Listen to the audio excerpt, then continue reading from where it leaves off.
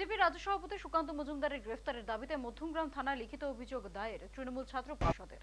তাদের অভিযোগ, পূর্বেই ঘটে যাওয়া অশান্ত ছবি কেন্দ্রীয় মন্ত্রী সুকান্ত মজুমদার তার এক্স হ্যান্ডেলে পোস্ট করায় নতুন করে উত্তপ্ত হয়েছে বাংলা। পাশাপাশি বাংলার শান্তি শৃঙ্খলা নষ্ট করার চেষ্টার অভিযোগ উঠেছে সুকান্ত মজুমদারের বিরুদ্ধে। আর তার প্রতিবাদে সোমবার মধ্যমগ্রাম থানায় সুকান্ত মজুমদারের বিরুদ্ধে অভিযোগ জানিয়ে তার গ্রেফতারের দাবি জানালো তৃণমূল ছাত্র পরিষদ। এদিন মধ্যমগ্রাম থানার সামনে দাঁড়িয়ে বেশ কিছুক্ষণ সুকান্ত মজুমদারের গ্রেফতারের দাবিতে স্লোগান দেওয়া হয় তৃণমূলের ছাত্র পরিষদের পক্ষ থেকে।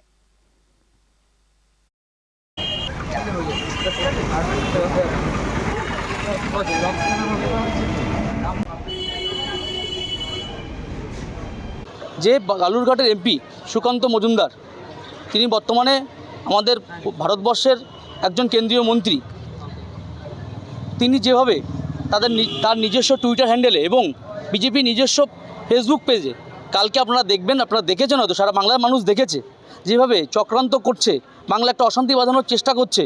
কিছু আপনারা দেখবেন, এটা আপনাদের দেখাচ্ছি আমি, যে সুকান্ত মজুমদার তার নিজের টুইটার হ্যান্ডেল পেজে বা ফেসবুক পেজে গণেশ চতুর্থী, সরস্বতী পুজো, রামনবমীর নামে, হোলি, দিওয়ালি, দুর্গাপুজোর নামে পশ্চিমবাংলায় কুলুষিত করার চেষ্টা করেছে। কিন্তু এই ছবিগুলো আপনারা দেখবেন, আমরা দেখিয়ে দিতে পারবো আপনাদের যে এইগুলো কোনো না কোনো ইউপি, লখনৌ, ম্যাঙ্গালোর বিভিন্ন সময় সিএ আন্দোলন, এনআরসি আন্দোলনের সময়, রামনবমীর সময় এইগুলো ঘটেছিল। সেইগুলোকে নিয়ে কখনো তারা বাংলার গণেশ চতুর্থী বলছে, কখনো সরস্বতী পুজো বলছে, রামনবমী বলছে, কিন্তু এই ঘটনাগুলো বাংলার ঘটনাই না। বাংলার মানুষের মধ্যে চক্রান্ত সৃষ্টি করছে, বাংলার দাঙ্গা লাগানোর চেষ্টা করছে।